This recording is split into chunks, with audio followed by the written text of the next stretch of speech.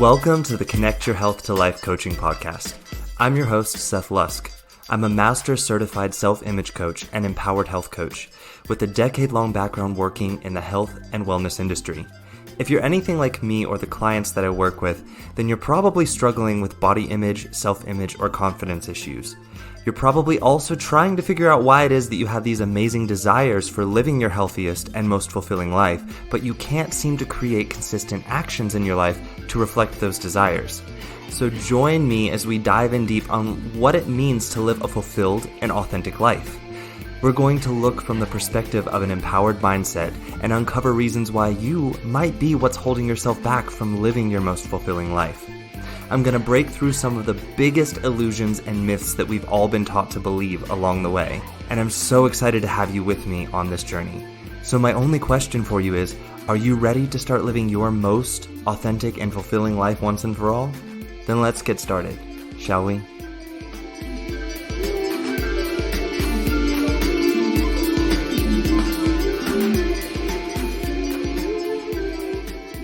Hey everyone, welcome back to the podcast. For those of you listening in for the first time, welcome. You picked a curious episode to listen in on this week, and I'm kind of laughing as I'm saying that because it's so cheesy. That's because we're talking about curiosity this week. If you've been following me on my social media, you kind of already know that. But if not, yes, this week's topic, we are talking about curiosity. Guys, I have so much to say about this topic. I have been talking to people for years about the importance of curiosity. And actually, even my husband is doing his master's thesis on the topic after a conversation we had about curiosity. And he decided he wanted to do his thesis paper on the topic as well. So I'm super passionate about this topic. It is my word for the year 2022, the word I want to live into.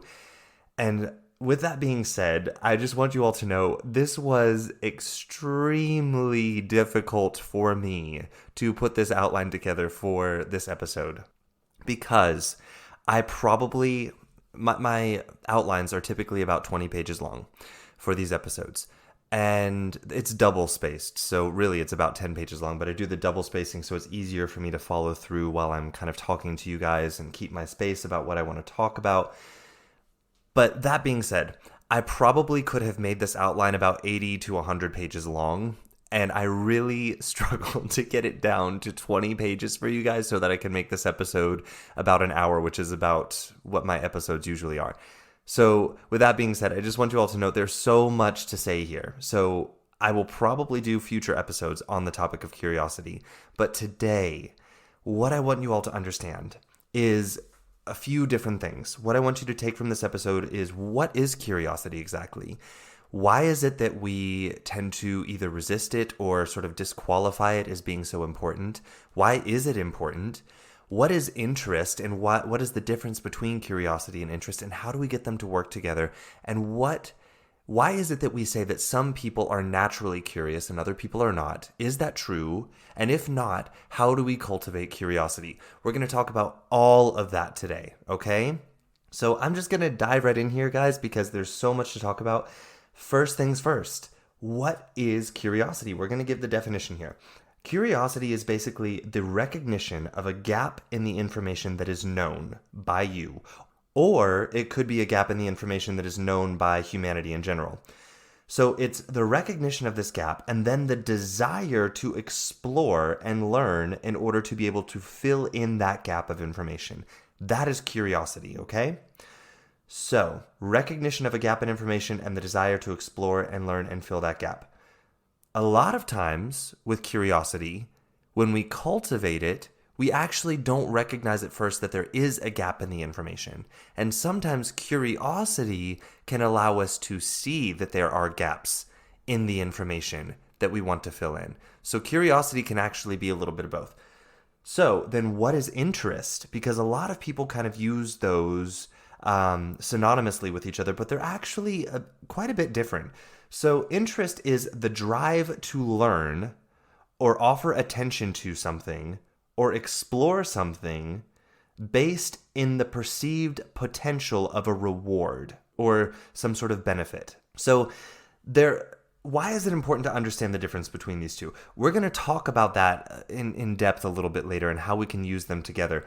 But for right now, I just want you to understand that there is a difference between curiosity and interest, and that curiosity is the recognition of a gap of information, and then having the desire to fill that gap. And interest is the drive to learn based on the perceived potential of a reward.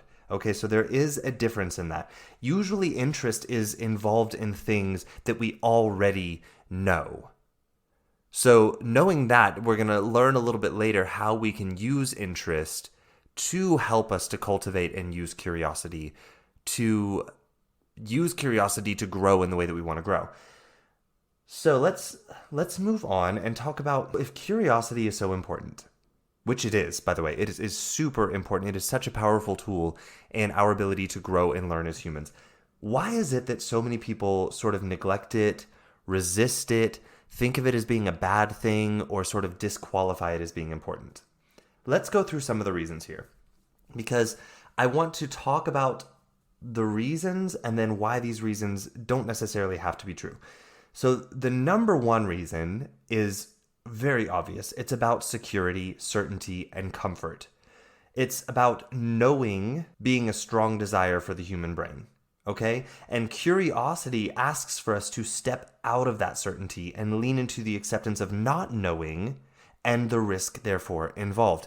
So the biggest reason why people are uncomfortable with curiosity is because it actually goes against the evolutionary biology of our brain. And that doesn't have to be a bad thing, okay? So, and we'll talk about that also a bit more later. Another reason why people resist curiosity is because we believe in this illusion that somehow we will be able to avoid all risk.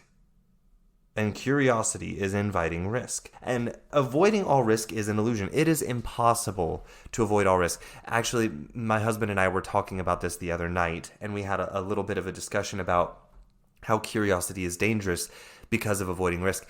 And my husband works in a school, and so I was talking to him about, okay, so let's just use your work setting as an example of this. Okay, so you want the teachers in your school to be able to come up with their own solutions. And you want them to be autonomous, you want them to be curious, you want them to be creative and come up with their own solutions. So you're wanting them to do this. But in order for them to do this, there is a certain amount of risk involved, because what if you or the parents of some of the kids that they teach don't like the way that they explore possibilities of coming up with new solutions? They run the risk of being fired, or run the risk of having a complaint filed against them, or getting written up, or being suspended. All of these risks. So a lot of these teachers might avoid coming up with their own solutions because they want to avoid that risk. But then here's what happens. In the same process of trying to avoid those risks, what they do is they lean on depending on if you're in the US or in Europe, they either lean on the principal or the headmaster, the Schulleiter, whatever title you have for the person leading the school, to give them their solutions so that they don't run that risk. But then, even though they think they're avoiding risk, they run the risk of annoying the headmaster, the principal, whatever you call them, because they're constantly having to do the work for them, and the teacher or the headmaster might not like that and end up firing them for that. So it's interesting that they're actually thinking that they're avoiding risk by not being curious, but they're also risking by not being curious. So this is what I'm saying here, guys. There's no way for us to avoid risk. It is impossible. It is an illusion that our brain gives us so that we can feel some sort of sense of security and safety, because that's important for us. But avoiding risk is impossible. Our brain tries to convince us that things that are familiar with us are less risky, but that's not true, because just because something is familiar doesn't mean there's no risk involved. I drive every day. Every day I drive my car, but every time I get in that car, there is risk of someone hitting me, of me, looking down for a split second and not seeing something and hitting someone else. There is always risk every time I get in the car, even though my brain is like, oh, you've done this a million times. It's familiar. It's okay. No risk. But there is risk. There's always risk. So that is an illusion, my friends, that you're going to escape risk. But it is one of the main reasons why people avoid curiosity, because they think curiosity is risky and they think that they can avoid risk. Okay, So another reason why people sort of avoid or don't look at curiosity as being valued is because as a society, curiosity is not valued. We tend to be very outcome and result focused. And curiosity focuses on opening ourselves up to the unknown, to taking that risk, and possibly not receiving the desired outcome or reward right away. We might receive something else and learn from it and try something again. And our society is very much no. We do things that we're certain about so we get the same results, so we know, so we know, so we know, so we know, security, security, security, knowing. That is what we kind of get crammed down our throats in this day and age as being the most important thing. So a lot of people avoid curiosity because they think it's dangerous because of this way that society teaches us. So another reason why is because some people resist the idea of curiosity because they have the belief that some people are just more naturally curious than others and other people are not. And therefore they might believe that they're just maybe not a naturally curious person. So exploring curiosity or the importance of curiosity to them seems kind of pointless. But what I want to say here is that from this perspective, this is a fixed mindset. And what that means is that basically you're looking at this as if curiosity is a fixed trait that you either just have or you don't have. And this is the same flawed mindset that we use when it comes to the mindset of learning anything. So many of us have been sort of taught that, say, in school, early on in life, we sort of go into school and we hear these things like, look at Susie, she's so good at this. Look at George, he's so great at this. And look at you, you're so good at this. And so we start to, at a very young age, to form this idea that some people have certain traits that they're good at, and other people have certain traits that they're good at, and everyone just has to find the thing that they're good at and keep doing that thing. But we forget that how this actually works is that from a very early age in life, very early on in life, we cultivate certain traits within ourselves. And by the time we reach school, we of course will have varying levels of exhibiting those traits based on how we prioritize at a very young age, exploring and developing as a kid.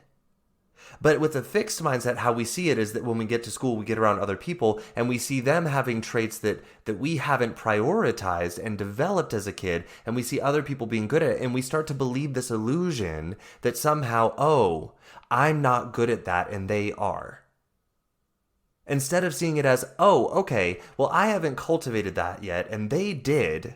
So that's, of course, why they're a little bit more experienced and able to exhibit more of this trait than I'm able to yet. But if I want to, I could also focus on that. We're not taught to look at it that way.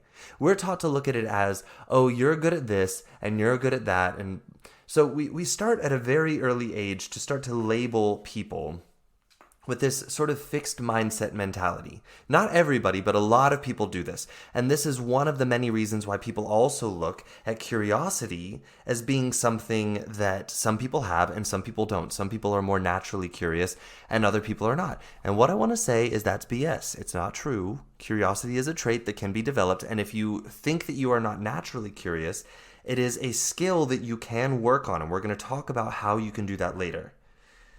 So just because it's not something that is currently strongly developed in you does not mean that you are just naturally not curious. It means that you haven't been taught or haven't had the experience yet to where you prioritized curiosity as being something good to develop. And so therefore you have not developed your curiosity. You instead maybe stifle it or resist it or think it's stupid, whatever.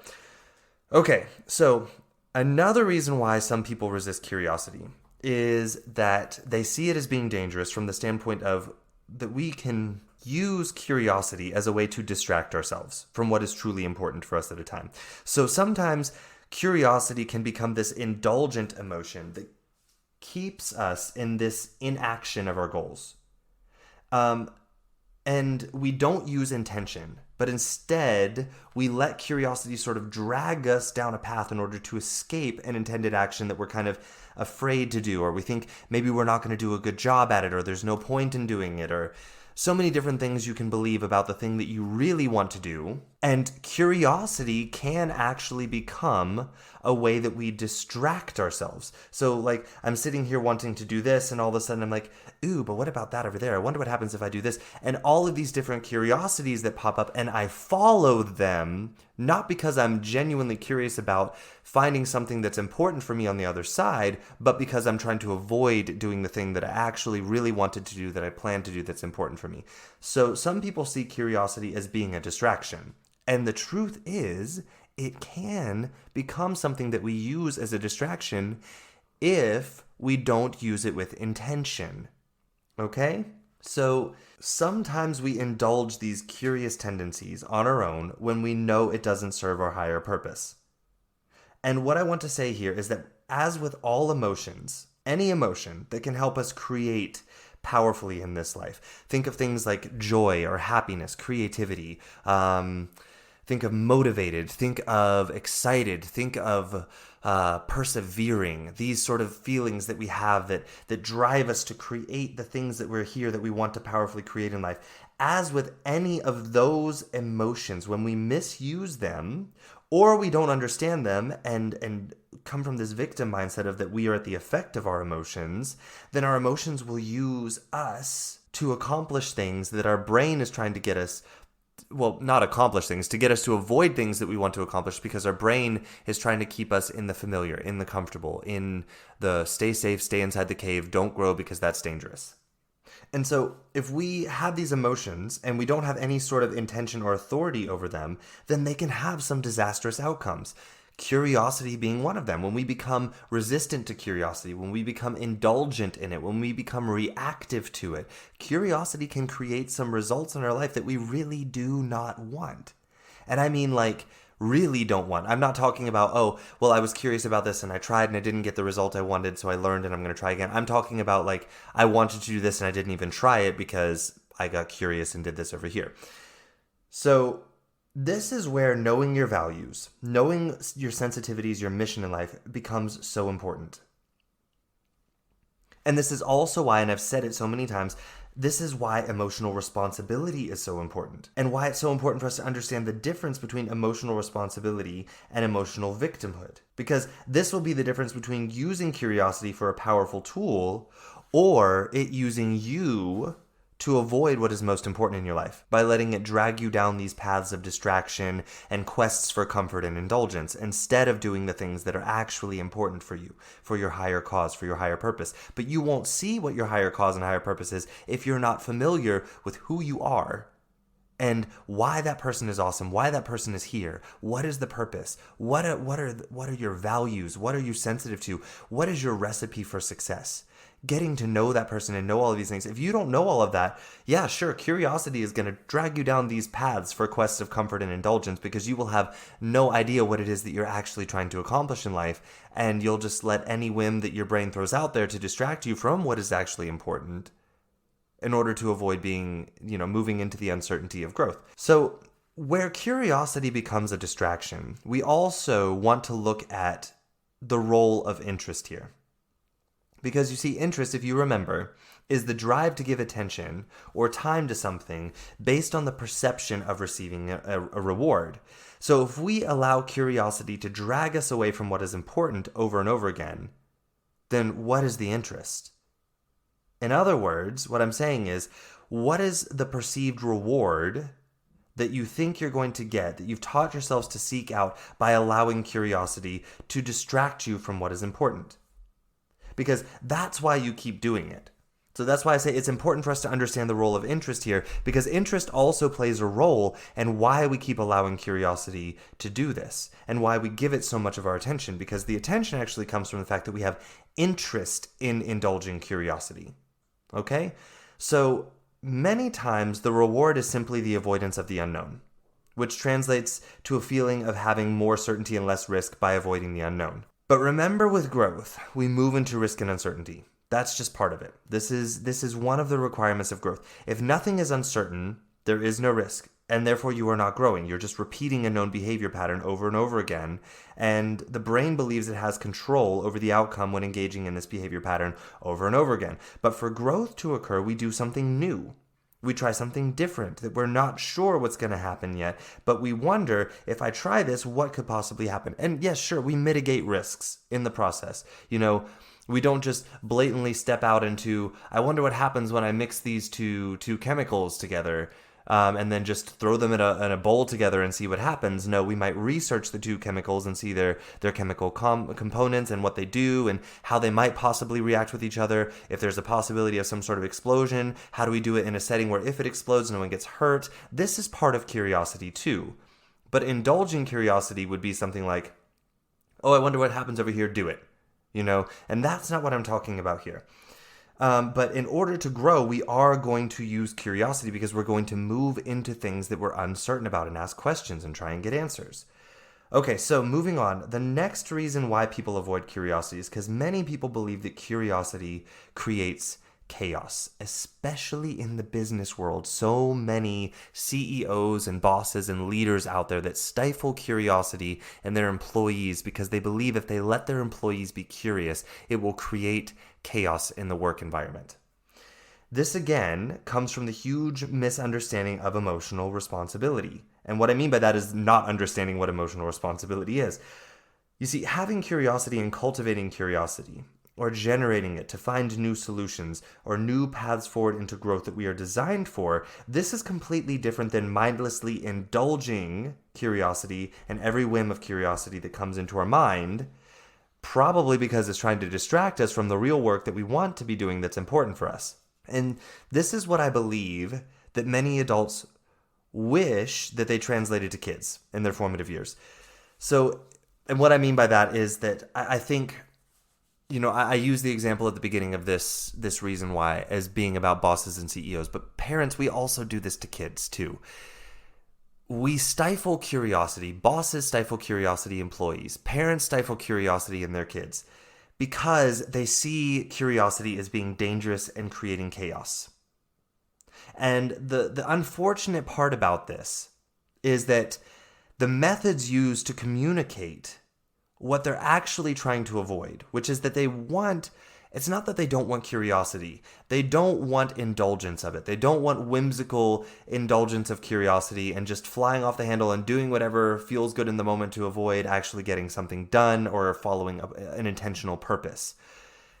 But what it comes across as is being that somehow curiosity is bad and that it's something to be avoided. Because usually when we have this idea that curiosity is dangerous and creates chaos, the way that we communicate it is not by saying, hey, what are you curious about here? How can we create this in a productive way? It's like, no, stop doing that. That's dangerous. Or stop being so curious. Stop asking so many questions. And I hear this all the time with bosses and with parents. Stop asking so many questions. And it's mainly because maybe they're tired, they don't feel like answering questions. And this is this is valid, but at the same time, we have to recognize the impact that it has on, especially with children, their beliefs about curiosity. After a while of hearing that, eventually the child thinks, okay, I need to stop being curious because when I'm curious, I get on mom and dad's nerves, and that's a bad thing. So being curious is a bad thing. The good news is, though, that we can reparent ourselves as adults and see these beliefs that we have surrounding curiosity and find our own path forward into a healthy, productive, and powerful relationship with curiosity. But here's the thing, curiosity in adulthood also doesn't have to mean chaos. And we reinforce this idea that a lot of us picked up from childhood when we believe that. And you leaders out there, people that lead a team, bosses, CEOs, when you fear curiosity and fear it creating chaos, then when people start to present curiosity, you will subconsciously try to stifle it because you're afraid of it, instead of figuring out a way to use it productively. But what ends up happening is when we stifle curiosity, we also stifle new solutions, new possibilities. So we want to begin to see that with curiosity, when someone is curious about something, it doesn't have to be about chaos, and that we can sort of culture it and cultivate it in a way where we use the curiosity to create in a work environment, more of a unified, agreed upon end result, versus it being like, stop asking questions, don't have time for questions, these sort of things, and just dismissing curiosity. And maybe in the moment you don't have time for questions, but maybe instead of saying, stop asking so many questions, be like, hey, it sounds like you've got a lot of questions. Can we schedule a time so we can sit down and talk about these and figure out what it is that you're wanting to explore here? Maybe we can find a way to use this to benefit us all. So this is what I'm talking about. When we have these ideas that curiosity means chaos, a lot of times we stifle it. We avoid it. And when we believe that with curiosity comes a ton of risk, we will also avoid it. And what I want you to be aware of there is that oftentimes the mind will blow the risk out of proportion due to negativity bias. So we want to keep this in mind while we create solutions and move forward into acceptable risk, is that when we are trying to use curiosity in a productive way and mitigate risk, we also have to do this with the awareness that the mind is going to blow out of proportion possible risk. Keep that in mind while you're trying to mitigate risk, because sometimes we'll avoid taking action forward because we're like, oh, I'm trying to mitigate risk, when really what we're doing is allowing the brain to cause us to avoid taking an action step forward because we fear any risk whatsoever, and the mind is making us think that there's a lot more risk than there actually is. There's actually less risk than we're actually thinking. Okay, so other than chaos, another reason why people, especially in the business world, avoid risk is because of the belief that curiosity will mean less efficiency and less productivity. And this goes back to the idea of chaos again. So if you believe that curiosity is going to create chaos, you're also going to believe that curiosity will make people less efficient. You'll produce less. And again, this stems from the belief that an emotion will cause us to lose ourselves in the emotion and that we'll be dragged along by it at the cost of getting things done that are important to get done.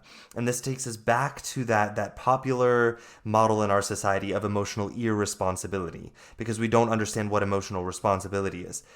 So we have to remember that emotional irresponsibility is really an illusion. It's an illusion of victimhood, where we allow ourselves to become slaves to our emotions, instead of seeing our emotions and their true purpose and using them for us to create the life that we're actually here and designed to be living and taking our power back. So when we know that curiosity is there to show us something, and we know what it's there to show us, which is about possibility, about potential, then we can actually start using curiosity to create action that produces a whole lot more than if we weren't being curious. Because if we're not being curious, we just keep producing at the same level. When we get curious, we start wondering, can I do more? Can I create even more? Can I create differently and more at the same time?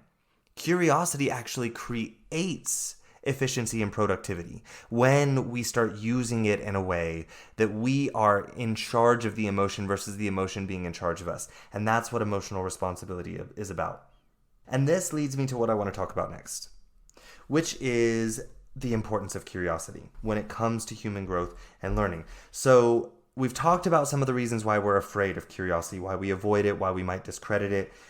So what is so important about curiosity? How does it truly benefit us? I get that curiosity gets this bad rap. We live in a world that demonizes it and demonizes risk. And we associate the learning process with failure. And curiosity is part of the learning process. And what I mean by that is how humans learn, which is by trying something, getting curious about something, leaning into it, not getting the result we want, learning from it, and then trying it again in a different way, and until we find the way that gets us the result. That's called learning. And we call that failure as a society, which is a huge problem for us because a lot of us aren't learning because we are afraid to learn, because in order to learn, we will quote unquote fail. And we're so afraid of failing. So I really want us to, as a society, start looking at what we're calling failure and be like, okay, that's not failure. That's called learning. This is what we want to do. We want to fall flat on our face several times over and over again and then try something different. So we obsess over this idea of control and eliminating risk. And as we've already talked about, the truth is, when it comes to growth, there is risk. There will always be risk.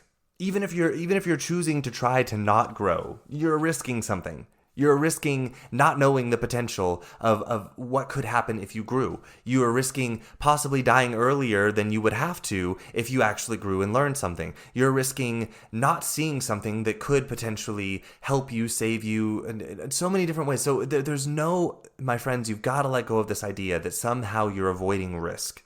Because risk, well, as long as you are alive and breathing on this planet, you are always assuming risk. Risk is not something to be avoided. Sure, it's something we can mitigate. It's something, but you've got to let go of this idea of eliminating risk. And we hear phrases all the time like curiosity killed the cat. And this is also part of why we avoid curiosity. And what I want to say about that is that no.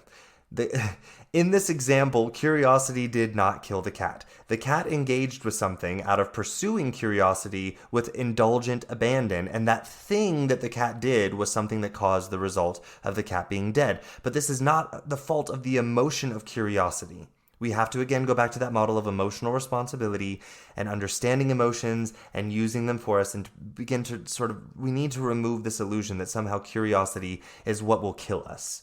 Okay, because not being curious will kill you just as quickly as being curious. So let that idea go. Emotions are an energy that we have in our body. These energies come from thoughts and beliefs that we have about circumstances around us. And in the case of curiosity, the thoughts we are usually having are that we want answers to something. We're wanting to understand something that we feel maybe we don't fully understand. So now we experience the emotion.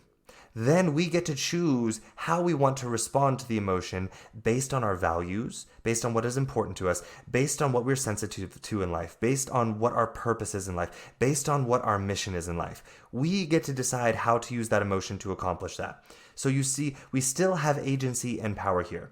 The emotion is just a signal. It is a signal. It's an energy in your body to signal you of something.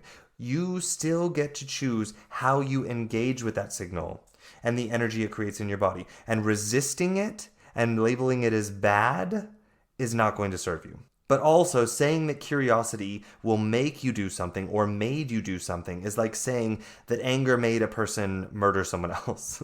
But this is absurd because we all know not everyone who gets angry murders someone else. So the emotion of anger does not make people murder other people. It is why people are experiencing anger and whether or not they're ignoring it and what they choose to make it mean and how they choose to respond to it that results in murder. Anger does not create murder. If it did, there would be a whole lot more murders in the world. And I'm not saying that to dismiss the sadness of murder or that we want to find a solution for, but what I want to say is that anger, getting rid of anger is not how we solve for murder. Side note there. So the important thing here to take from this is to recognize that an emotion will not make you choose a response. That is still within your power. And we do that by being aware of the thinking, the beliefs, the true desires in life, and then choosing a response that serves those true desires best while experiencing and feeling the emotion. And the emotion will guide us oftentimes to that true path if we understand what it's there for. Okay? Curiosity, just like any other emotion, cannot make us do something. And just like with other emotions, when we resist it, the emotion intensifies, and then we feel like we have to do something because of that emotion, which ends up being things like, curious indulgence and using curiosity as a distraction and reacting to the emotion. But just like with any other emotion, why curiosity is important. When we lean into curiosity, it is a signal that leads us into very powerful insight. It opens up to us choices in our action that can create powerful growth in the life around us that we didn't see before. That's the powerful signal of curiosity. When we lean into curiosity with emotional responsibility and an empowered mindset, curiosity creates this very open energy. We feel receptive. We feel ready to find something new. Many times people resist curiosity because of the fear of finding something new. Something new might mean that it's unknown, it's uncertain, it could be dangerous. So people resist this. But what I'm saying is it's a good thing for us to find something new. When we move past this illusion of avoiding risk and uncertainty and the illusion of needing constant comfort and control, because it's never going to happen, curiosity becomes a very powerful tool. I want you to think about this. Every invention that we have as humans started with curiosity. Answering questions like, I wonder why, or I wonder what if, or questions like, does that really have to be true? We as humans are masters. We are masters at judging and labeling in life because we think that labeling helps us stay safe. It is how we create that sense of knowing. And knowing means safety by proxy to certainty. And this isn't necessarily a bad thing. I'm not telling you it's a bad thing here, so don't get me wrong there. But what I'm saying is we need to be aware of that. We need to be aware that that's kind of the brain wanting to do that. That's why we label. That's why we judge, is because we think somehow it keeps us safe. But when we rely on that labeling, that judging to be our sole source of drive for action, then guess what we do? We end up living these reheated, stagnant, inauthentic, repeated lives without any real human growth, without exploring our potential. Curiosity is that emotion that allows us to look at what we believe is quote-unquote known, and instead of seeing a wall there, a solid wall, or a closed door, that says this is where reality ends, we ask. And we choose to see there's a crack in the wall. And as we lean in and we get a little bit more curious, that crack widens a little bit. We choose to see if we can get the crack big enough for us to slip through and see what could possibly be on the other side for us. Curiosity allowed us to slip through the crack of being single-celled organisms living in water to becoming creatures that could breathe air, to becoming creatures who crawled instead of flopping on the land, to becoming creatures that climbed, then walked, then built, then left the ground and flew in the air. Curiosity brought the questions out and opened humans to exploring what was assumed as fact, and made it possible to find cracks in those quote-unquote facts that created new possibility in life. Created new ways of saving life by curing diseases that we believed before were incurable. And if we just believed that and never questioned it, if curiosity never came in, those diseases would still be incurable. Curiosity creates this energy that opens ourselves to possibility. To saying, yes, this is uncertain. Yes, that feels a little bit dangerous, but somehow I want to lean into it and see there's got to be something there more. There's more there, I know. And here's the thing, when we want to grow, we want to move into that unknown and do new things that we've been telling ourselves isn't possible for us. And curiosity is that exact energy that we want to achieve this. And curiosity doesn't just help us as individuals when it comes to our personal growth. Curiosity helps us in our relationships, helps us as a species, but it really helps us in our relationships with others as well. I've talked about this before. In relationships, conflicts will exist. If you have not already listened to the podcast episode that I did on conflict, after you listen to this, I suggest going to listen to it. Go and listen. We have conflict in relationships because we have differing experiences of the world. And as we try and deepen relationships and understand the people with whom we're having relationships, we will bump into many of these differing experiences of the world and therefore differing perspectives and belief systems. And many times when we come across this conflict, we avoid it. We run away. That's our first reaction. Or to consult our own experience to try and make sense of the other person's experience and assume that we know what's going on.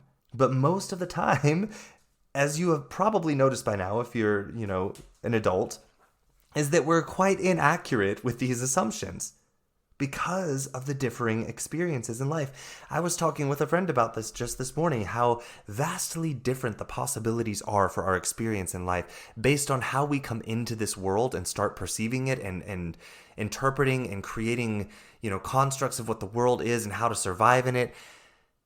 Our experiences can be so vastly different, my friends, and we assume that people around us are living from our experience, and we assume we know what they're doing and why based on how we see the world. But you know what curiosity does? Curiosity, when in these conflicts, when seeing these different perspectives, when seeing these behaviors that we don't understand, instead of just looking at it through the lens that we've been taught to look through life and through our experience, it asks us to hit the pause button and maybe ask some questions. Try to understand.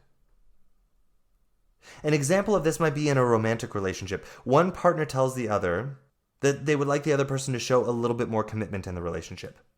The person hearing this request, due to their perspective of commitment, maybe because of their relationship with their mom or their dad or previous girlfriends or boyfriends, whatever it might be, they may assume that the way that they approach commitment and what the word commitment means to them is obviously what the other person means. And so their bias towards commitment, whether it be positive or negative, will be how they engage with this other person's request for commitment without actually understanding what does the other person mean when they ask for a little bit more commitment. So maybe the person assumes that commitment means that the person is requesting an engagement ring. But what if? What if we hit the pause button there and cultivate some curiosity here? What if we started, instead of assuming that my definition of commitment and how I perceive commitment as being, maybe I perceive it as being a negative thing. Instead of assuming that commitment is obviously a negative thing and therefore I react to this person's request for commitment from that perspective, what if I instead hit the pause button and said something like this? So when you say the word commitment, what does that word mean for you? What does commitment look like for you? What would it look like for you if I did show more commitment to this relationship? How would that look? What would I be doing? What sort of actions would I be taking? What sort of words would I be saying differently? What would be different about a relationship? How would you feel different? Is there a specific action or activity that you had in mind that you would like for me to do or try? And as you can see in this situation, by accessing curiosity instead of assumption, the other partner gets to open up the door for deeper understanding. And the partner that is asking the questions also gets to open up the door to deeper understanding of what the partner's needs are. What is it that they're truly asking to be met here by making this request for commitment? Instead of me just assuming this is what this person wants and I don't know if I want to do that. Oh my God, freak out and lash out and, point fingers and this is bad and I can't believe you'd ask that. Instead, ask some questions. What is it that you really want here? What if I did this? Is this enough for you? I don't know if that feels comfortable for me. Would it still feel like more commitment if I did this instead? Because this feels truer for me. Or what does that feel like for you when I say that this would be better for me? This is how curiosity helps us in our relationships. So that's one way that curiosity benefits us. Another way is that curiosity benefits us is that it keeps our minds in this state of active intention. So you have to remember the brain. It wants to conserve energy. Our brain is an energy vacuum, my friends. I think you all don't understand this. I might be wrong on this exact percentage, so forgive me if I'm wrong here, but I know it's quite a large number. I think that our brain uses somewhere around 30% of our total energy expenditure for an entire day. And you might be like, well, 30%, that's not a high number. Think about that. Okay, in your body, you have your heart, you have your lungs, you have your digestive system, you have the muscles in your body, you have, your mouth, you have your eyes, you have all of these organs, your liver, your kidneys, all of these things in your body that are using up energy. And your brain, this one organ in your body, is using about 30% of the energy available for you for the day. Your brain consumes a ton of energy. So your brain wants to conserve energy in its quest to keep you alive and safe. So this is why many of the thought processes that we have that drive us to seek comfort and safety, they seem to fly under the radar without intention. We were like, where did that come from? And this is because the brain wants to delegate things out of the cerebral cortex, which is a huge, massive, kind of slower part of the brain, but it uses a lot of energy because it is putting a bunch of theories and concepts and constructs all together to make sense of the information we're taking in, and that takes a lot of time and energy. My friends, when you were in college or when you were in school and you were learning all the time, did you ever notice when you got done how, at the end of the day, you felt like you had a lobotomy and you just wanted to lay down and drool on yourself because you had no energy to do anything else? This is because the brain, when we are learning, uses a ton of energy. It is hard for the brain to do that, but we're designed to do it. This also speaks for why I tell people, have some patience for yourself when you're learning something new. Don't expect it to happen overnight. Stop putting that on yourself. Your brain is doing a lot of work, and that's exhausting. So be patient. But at the same time, this is why a lot of these thoughts that we have that drive us to sort of play out these behaviors where we're constantly seeking comfort and we're like, why am I doing this? Why is it that I want to lose weight, but I find myself in front of the refrigerator eating the whole entire chocolate cake after I get home from work every day? Why do I keep doing this? And this is because our brain likes to find patterns in things that we do, in thoughts that we have, in beliefs that we have, and relegate it to a different part of the brain other than the cerebral cortex that is very quick at getting things done, throwing out a bunch of energy and thoughts and creating action without taking a ton of time and energy to think about. Our brain, my friends, is programmed to try to be lazy. So when you hear people saying, "Oh, you're such a lazy person," no, my friends, we all have a brain, and all of our brains are actually biologically designed to try to be lazy. None of us are lazy. We just all have brains, okay? We all have brains, and some of these brains are a lot more effective at trying to get you to exhibit lazy behaviors because it's trying to do its job. So recognize that. This is what the brain is trying to do. The cerebral cortex, it's slower, it's cumbersome. It takes a ton of energy because it is a powerful part of the brain, and it processes through things and thoughts and puts, facts and concepts and all of this together, all part of creativity and curiosity. But the brain's natural inclination is to relegate these things as fast as possible to the more passive, efficient parts of the brain so that it can conserve energy and remain feeling comfortable. And this works fine in certain situations where we're going into autopilot is okay, like sitting down and watching TV or riding in the passenger seat of the car, not while you're driving the car, even though we do it all the time, but like sitting in the passenger seat of the car, zoning out in a lecture that you're really not interested in listening to. So there are times, though, that we want our brain to wake up and be attentive and responsive and thoughtful. But here's the thing, if we spend so much of our time allowing our brains to relegate work to the parts of our brains other than the cerebral cortex, then it's not going to so easily be willing to hand over the reins to us, to slip back up into predominantly trying to use the cerebral cortex with intention and attention. But here's the thing, curiosity breaks the pattern of the brain slipping into autopilot and relying on old beliefs, relying on past experience and perception. Relying on those things to decide for us what we will assume that we already know about the current circumstance and therefore how we will react to it. Curiosity brings questions into the brain that says, wait, hold on, don't send that down there. Bring that back up here a minute. Let's look at that. Let's look at that before we just react to it. And it allows these beliefs and thoughts to kind of stay up in the cerebral cortex long enough for us to start noticing them. Noticing what's actually going on in what I call the lizard part of our brain before we just react to it and think like, why did I just do that? I didn't want to do that. And then we think there's something wrong with us, like we're crazy. I keep doing things I don't want to do. Well, this is why that happens. It's not because you're crazy. It's not. Okay? So curiosity allows us that ability to break that pattern. And when we practice curiosity, where we notice our brain wanting to assume and move on, what we end up doing is we end up strengthening those pathways that allow our mind to stay more actively engaged with our attention and intention in the cerebral cortex rather than becoming passive all the time without us wanting it to, and slipping into this subconscious pattern from beliefs that we had from a long time ago that we never questioned. So these are some reasons why curiosity is important for us. And before we move on, I want to talk about now, why is interest important when it comes to this? Why is interest important when it comes to this, and how do we make them work together? So if you remember in the beginning of this episode, we talked about interest, and interest is basically how we keep our attention on something based on the perception of a reward. And there's that word attention again. So curiosity is one thing that helps us to bring our attention back and engage it where we want it, versus our brain going back into its lazy biology and wanting to shove things down to the lizard part of the brain and let things run through old patterns over and over again so we don't have to use energy. So curiosity helps us to be like, hit the pause button, pump the brakes, hold on, don't send that down there yet, let's bring it up here, let's look at it. Then here's where interest comes in.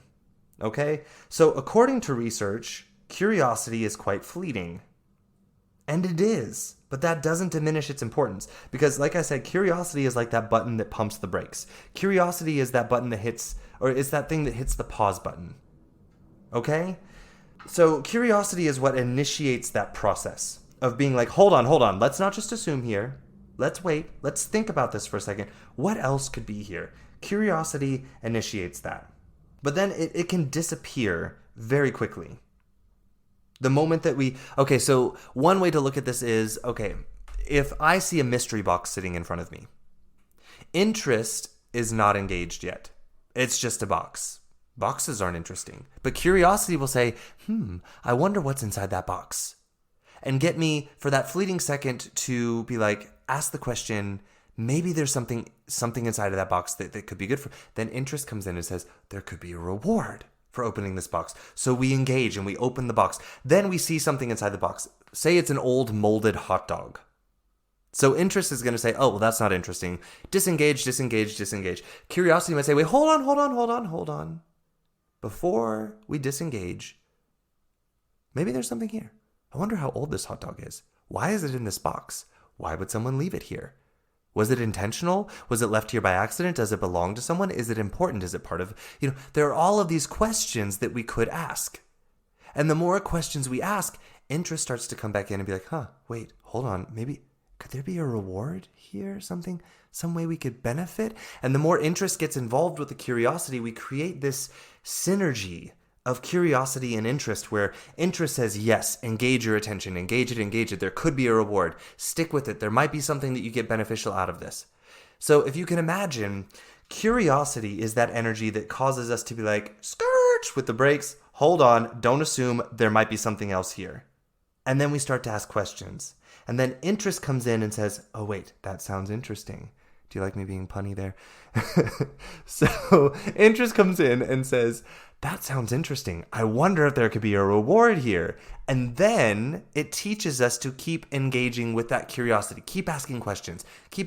Maybe we'll find something beneficial for us here. And this is the process by which we generate curiosity with our thinking. This is what I mean when I say curiosity is something that we can generate. When we recognize this process and we do it with intention. So this is why I say, I disagree with the assessment. Well, I disagree with two assessments here, but the first assessment that I disagree with is that curiosity can only be fleeting. I believe we can generate curiosity whenever we need it and for as long as we keep choosing thoughts that generate it. When we start synergistically using interest and curiosity together, we can keep it around for as long as we want to accomplish what it is that we want to use the energy of curiosity to accomplish, of finding new solutions, finding new possibilities, new potential. I believe that we see curiosity as fleeting because we're not intentionally generating it. We're not bringing in interest to back up our curiosity and allow it to indulge that part of the brain that wants a reward. Which brings me to the second assessment about curiosity that I disagree with here, and also brings in why interest is so important here. So many people see some people as seeming to be curious. I hear people say all the time this idea that, oh, this person's just naturally curious. I'm not naturally curious. Some people are naturally curious and other people are not. And here is this exact concept right here is why I'm calling BS on that belief. I'm calling everyone out there in our society that is teaching this idea that curiosity is something that is a trait that some people have more of and other people don't. And I'm going to call your BS here because I see curiosity as something that we can cultivate within ourselves. If you are currently not using curiosity very much, that does not mean that you are not a curious person or that you are just naturally not curious. You're just not practicing your curiosity. Because I see people all the time who tell me, I'm just not a naturally curious person. And then they start engaging with curiosity and practicing curiosity, and this changes really quick. This changes really, really quick. And these people that we see that I think a lot of us label as quote unquote being naturally curious. Here's what's actually happening. These people are engaging with curiosity and they use their curiosity to generate open doors for new possibility. And then they follow it fiercely. They follow it with intention and they create the things that align with their purpose and their true higher calling in life with this curiosity. And because of this, their experience with curiosity is one of benefit and reward.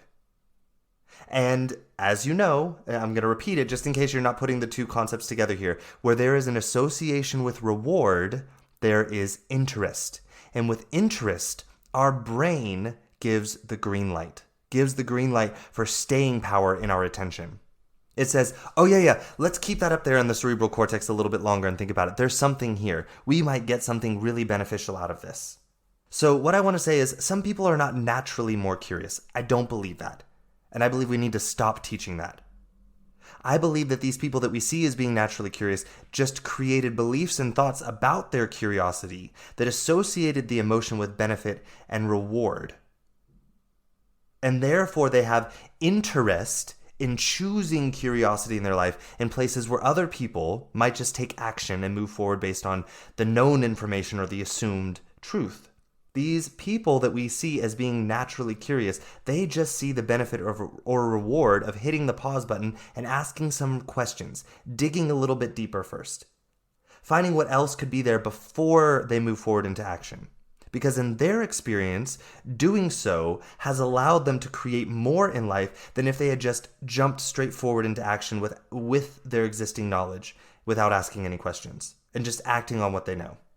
So they have the experience that by hitting the pause button and asking some questions, they get more benefit out of that. So you might be asking then, why is it that some people end up finding this path where they engage with curiosity and blah, blah, blah, blah, blah, and they create this sort of connection between curiosity and interest, and why do other people not? So here's what's interesting, is curiosity is something that we all experience and explore immensely as children. It's actually how we develop as children. By wondering, by asking questions. Why is it that this thing right here that kind of looks like me, I think, will I become one of those? Like, they're doing that. How do I do that? Is that important? Is that good? Will that keep me safe? If I hold on to this person right here, will this keep me safe? Will this person love me and protect me? We are doing this so much as kids. This is how we learn about the world and learn what keeps us safe and learn what it is that, we want to meet our needs in life. So saying that some people are just naturally more curious, in this case, it doesn't make sense. Because we all are greatly curious as children, but then we find it less frequently as an active behavior in adults. So it appears that we're born very curious. So naturally we are very curious. But then we're actually socially programmed to resist and diminish our curiousness. And a lot of this has to do with, as I talked about before, how we evolved to survive as a species up until this point. So I'm not saying that this is entirely a bad thing, that this has been happening. What I'm saying is that what got us here is not what's going to get us to the next level. It's not going to get us to where we're trying to head as humanity. Every step of evolution along the way has required for some of the human species to question the way we're currently doing things and explore if there's another possibility. And then found those new possibilities that brought us here to where we are. At some point along the way, we learned that it was advantageous to stifle curiosity because we believed it kept us safe from dangers that we faced in the unknown world. But today, the fact is those dangers are actually few and far between. So curiosity is not this dangerous thing that we believe it is anymore. But our brains develop these patterns that still tell us that it is. That curiosity will kill us if we explore it. And this leads to why many children tend to lose their curious exploration as they get older, and as their parents and teachers start telling them, no, don't do that, that's bad, oh, stop asking so many questions, or we just do this, don't ask any more questions, you don't need to know the reason why, or this is just how we do it, stop asking if we can do it differently. So we have this sort of biological tendency that our brain is going to try and drive curiosity out of us, but it needs to keep it around when we're a kid because it's how we learn about the world. But then also there's that loss of that curious exploration that is achieved in the form of social cues from our parents, from our teachers, from pastors, from other adults around us, that perceived curiosity as being dangerous based. And then these children were taught to believe that. Or maybe the adult is observing some sort of curious exploring child and seeing this exploration as being something that will produce a result that they don't want to deal with the result of or take the time to deal with. So at an early age, we begin to learn that curiosity is to be avoided, resisted, based on cues. And then we also have the biological design to kind of resist some curiosity because it could potentially kill us. Or at least that's what we believe from thousands of years ago, and our brain is still running that program. And a lot of us even associate curiosity with being punishment. Punishment that we receive from those adults as we explore curiosity. And we begin to believe that curiosity is a trait that we have that should be resisted, that we need to get rid of it. Or it's a trait that we don't act in. And this means that in our mind, we have formed a way of seeing the world in which curiosity is not desired. It's dangerous or causes punishment. So we literally make the choice to believe about the world in a way that stifles our true desire to be curious. The lack of curiosity is actually a programmed resistance. It's not a lack of a natural trait of being curious. It is generationally and socially programmed within us to resist that true nature, that trait. And I think a lot of the reasons why some of us, even though society may cue us to avoid curiosity, also has to do with our attachment style. How we feel secure or not in our relationships as a kid to our caregivers. Things like this will let us know whether or not it's safe to continue exploring and being curious. So you might be asking, what is the point of knowing this? Well, if resisting curiosity is something that we've had programmed in us, then we are also capable of unprogramming that resistance and thereby cultivating more curiosity in our active minds. So what I'm suggesting here, and what I've actually observed in me and in clients of other life coaches who help clients in the similar way to me, I have observed that people who believe they're just naturally not curious, if you just get them to start exploring the world around them with just a little bit of curiosity, once they recognize their inner dialogue that is asking them to resist their natural curiosity, but the whole time that dialogue was so subconscious that they didn't even notice that they believed that curiosity was dangerous and wanting to resist it. Or they might have even believed that it's just who they are. It's just who they are. They're just not a curious person.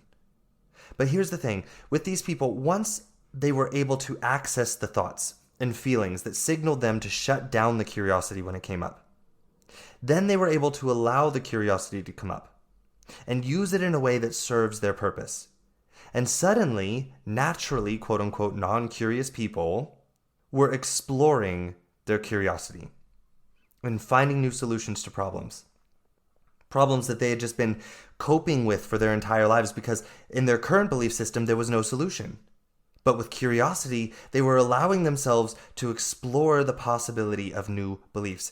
Yet another way that curiosity benefits us. So many of us out there are coping with problems in our lives because we believe there's just no solution, and we believe that curiosity is dangerous, and so we don't explore those beliefs. And so what we do is we feel stuck in these patterns of just coping with the same problems over and over and over again in life. But with curiosity, what we do is we allow ourselves to explore the possibility of new belief.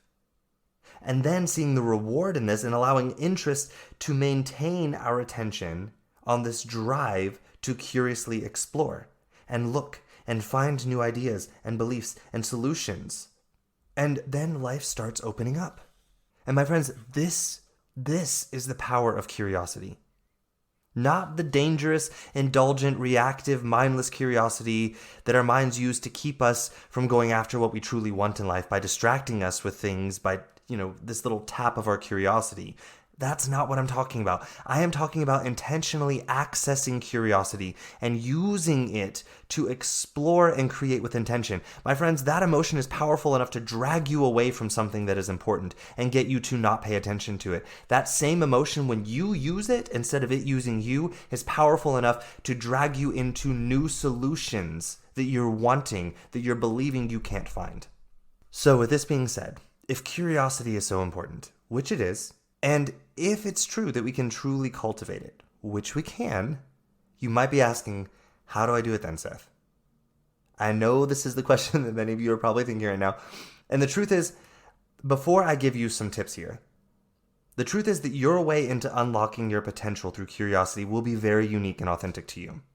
So if you see the value in this, which, by the way, there is a ton of it. Like, I keep blowing my own mind the more I sort of explore curiosity with curiosity as to how much value there is in exploring curiosity.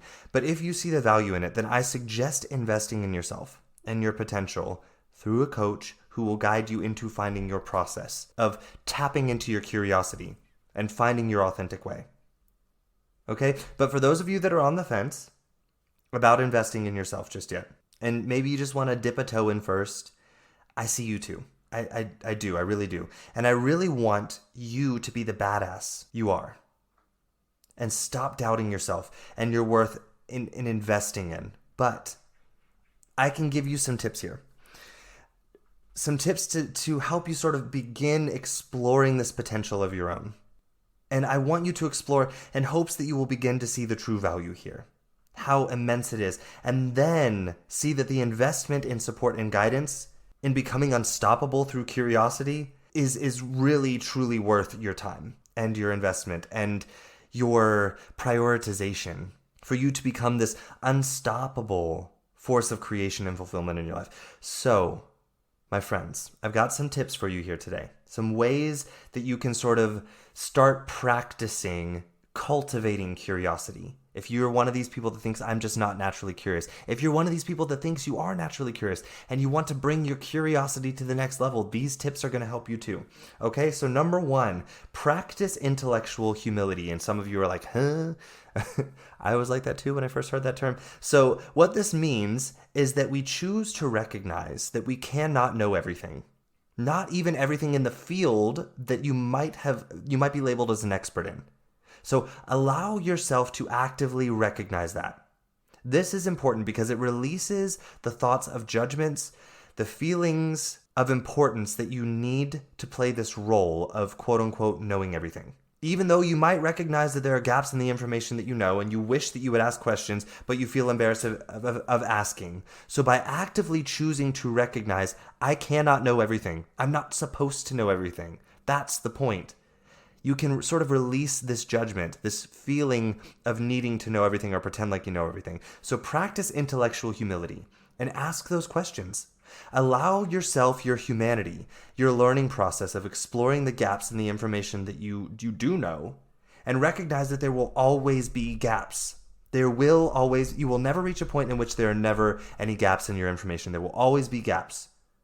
So allowing yourself to explore those gaps. So the goal is not to eliminate the gaps, but to constantly find them and ask the questions to explore them. I want you to practice this actively. When you feel the desire to play the role of the know-it-all, of the knowing everything about a certain area in life or life itself, I want you to practice actively thinking, I cannot know everything, I don't know everything here, I'm not supposed to know everything here. And how I learn is through exploring and asking these questions in the gaps in my information. So asking questions here does not make me unintelligent. It actually helps me to increase my intelligence, which is intelligent. So asking questions is intelligent, okay? I know we hear it said all the time and it sounds so cliche, but there is no such thing as a dumb question. A dumb question is the question that never gets asked, okay? Always ask your questions. And yes, some people will treat your questions like they're dumb, but that doesn't mean the question is dumb. That means that the person answering the question doesn't know how to answer it for you. That doesn't mean that your question was dumb, okay? So yes, that will happen, but that doesn't mean that your question is dumb. The only dumb question is the one that goes unasked. Always ask questions, okay? Allow yourself that part of your humanity. That's how you learn. That is how it is supposed to be, okay? So another way that we can practice cultivating curiosity is don't take things at face value. Whether this be something that another person says, the way another person is behaving, it could be taking theories, strategies that you may have been taught in school and work. Do not take any of these at face value. And by face value, I mean that what you immediately want to believe about those things are just the words that you hear, and then you're just kind of like, okay, that's what it means, done, okay. That's taking things at face value. I want you to go back to this idea of intellectual humility here. You are not the know-it-all guru about human behavior, about theories, about strategies. You're not. None of us are. No one is. So what you believe at first that these things mean, there are gaps there in that information you are using to assess this meaning. So see if you can explore the facade of the face value that you find yourself familiarly just accepting when you observe, hear, see, or feel something. See if you can ask some questions that find cracks in that facade. See if you can explore those cracks for new meaning or value in what you are currently perceiving. Okay, so the next tip I have for you is notice where you want to label things, especially using the labels of boring or annoying. See if you can visit or revisit this thing you're wanting to label is either boring or annoying. And find something like a crack or a door that opens up to see another level that appears less boring to you for this thing. For example, when you go in to listen to a lecture and you feel like the topic is boring and you zone out. This happened to me all the time in college. And I would do this to myself actively. What you can do in this situation, and this is what I kind of did in college when I found myself sitting in a lecture and like, oh my God, this is so boring. Why am I doing this? And catching myself sort of zoning out and daydreaming in my own thoughts. So what I would do is I would ask myself, I wonder what these people who are actually paying attention are finding interesting about this. What are they getting from listening to this? How does it benefit them? I wonder what it's like to be interested in this topic. What kind of life would I be living if I was interested in this topic? What other things in life might someone interested in this topic be interested in, and why? And as you ask these questions, you know what you end up doing? You start actually getting interested in the topic and engaging more with what you're hearing. Hearing more things in what the person is saying that can actually open up doors for you. Finding a crack in that facade of boring and seeing, oh, but actually there's actually something here I could explore. I may not want to be an expert in this field or know everything about this topic. I may not actually even want to know anything about this topic, but by hearing about this topic, I'm learning about something else I want to learn about. This is what curiosity can do for you. So that's an example. So this would be an example of exploring with curiosity. When you notice yourself wanting to label something as either boring or annoying. So another tip, if you're a reader, I'm a reader. I love to read. And we all have these certain topics that we really enjoy reading. So what I want you to do is try adding something different or a new book to read alongside the books that you find interesting normally for you. Something outside of the box. You can either read it alongside another book, or maybe every third book you do something, like a topic that's different than something you would normally read. For me, sometimes I even pick books with views that literally go directly against mine, or at least they appear to go against mine. And I do this so I can understand more about the ideology and the beliefs of people that have views like this. And then I get to grow my ability to understand why people might choose these views. And oftentimes, here's what's really cool. When I do this, I find common ground that I share with the people that at first it appeared like their views were in exact opposition of mine. But it turns out actually we have a common goal, a common good in mind. And when I do this, I'm actually like, hey, me and this person, even though we may never physically work together, we could actually work together and create this common goal. And I find this to be very helpful. So this is another way of practicing curiosity. If you're a reader, just every now and then, either alongside a book that you already naturally find interesting or already currently find interesting, pick a book that you're kind of like, oh, I don't really know about that topic. Or every third book do this, or every second book, however you want to, but just try that. That's another tip. All right, the last tip I want to share is something that I've talked about many times, and it has to do with emotions. The next time you feel yourself in the throes of a powerful emotion that you are either resisting or reacting to, I want you to imagine this giant red pause button in front of you. Like, you say it's anger. And I want you to imagine like the red light spinning around and the fire alarms going off, and it's like you're about to just boil over and explode. And I want you to imagine at that moment there's this red button right in front of you with pause written on it. And I want you to hit that pause button and remind yourself of this. I'm having thoughts right now that are creating this emotion within my body. And then ask yourself, I wonder what those emotions are and why I am having them. Why do I want to keep having this thought? Why do I believe that having this thought or belief system benefits me? What might this emotion be pointing me to that will get me closer to my goals in life? And what I promise you is this. As you do this more and more, first of all, you're going to find yourself being less emotionally reactive.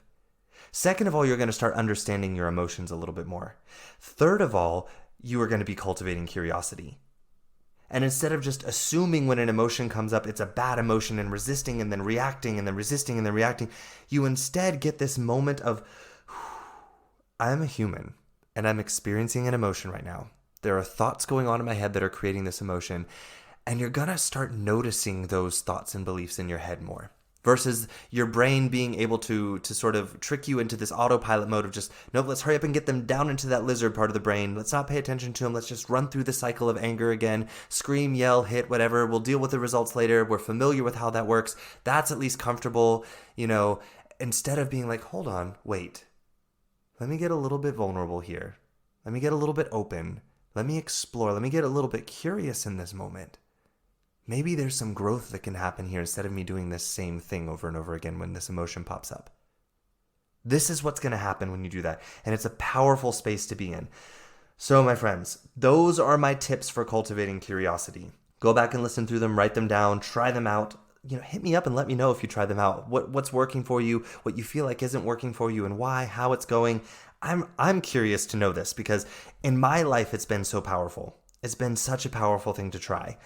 And it's opened up so many doors for me in the way that I see life and the options, the possibilities that I have in my life. And I'm curious to see how it helps you all out. So, my friends, curiosity. It's this massively powerful tool. It's the tool that has assisted us in creating literally every invention ever made. It's the tool that has assisted in every step in every species when it comes to evolution on this planet. Curiosity is the energy that allows us to see how the things that we see now, and while it feels like the truth in reality, there could be some cracks in the facade, and it doesn't have to be. And then having the fierceness to say, I know there's more out there, and I'm going to find it. It does not have to be this dangerous, indulgent emotion that we've been taught to think of it as. It's your friend and your ally in growth. It's your friend and ally in the journey of uncovering your full potential as a human. So my final question for you is this. Are you curious to see just how drastically different your life would look and feel for you if you unlocked that potential of curiosity? Because I know I am. So I'm here to support and help any of you wanting to begin this journey, all right? That's all I have for you all this week. I love you all so, so, so much. You powerfully curious humans out there. I love you all. Okay? I wish you all the most curious of weekends this week. And the most exciting exploration of potential of the coming week as we start the next week. And until we meet again here next Thursday, ciao. Hey, thank you for listening in this week. I hope you enjoyed the content of this episode. If you did, please subscribe or follow this podcast to receive the newest episodes every week as I bring them to you here on the Connect Your Health to Life coaching channel. Ratings, reviews, and comments are always appreciated. These allow me to know more of what my listeners would like in the podcast and allow for more people who may be searching for a podcast just like this one to find the Connect Your Health to Life coaching channel. If you would like more information about me and the work that I do with my clients one-on-one, then please visit my website at www.slch.ch. Again, that is www.slch.ch. You can also find me on social media on Instagram at SethLusk_coaching. Again, that is SethLusk_coaching. And on Facebook in my free Facebook group community called A Healthy Life Connection. We would love to have you in the group, and it's only 3 membership questions that you have to answer to join. And again, it's entirely free. And if you need any further information or just want to say hello, feel free to send me an email directly at slusk.health@slch.ch. Again, that is slusk, health@slch.ch. Thank you again so much for listening, and I look forward to our next time together. Ciao.